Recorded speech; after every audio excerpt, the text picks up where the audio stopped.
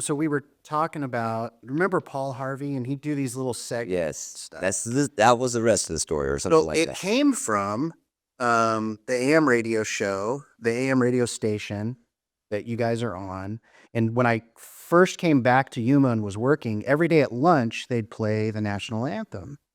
And it's Kate. It's a recording. It's Kate, and the name will come to me.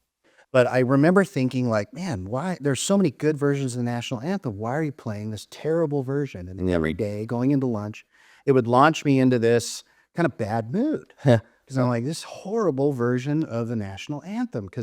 And so I actually called up the radio station and I said, why are you guys playing this version? Kate Smith, why are you guys playing this version of the national anthem?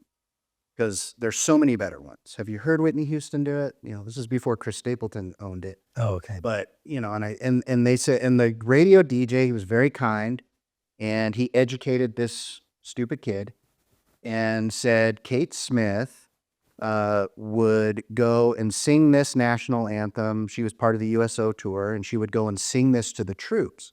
And in her day, she was just this fantastic vocal talent, and recorded this version. And so that's the original recording.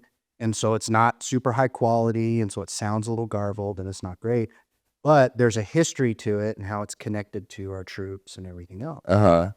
And that changed how I felt about when I hear it. So now when I hear it, I think of the story, I think of our troops, I think of the history of, and how many versions of that song there are.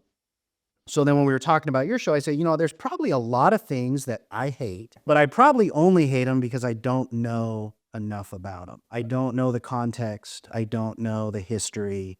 And so it might be interesting to take some of those things that bother me, that I hate, and then dig a little bit into them and then see if I still hate them.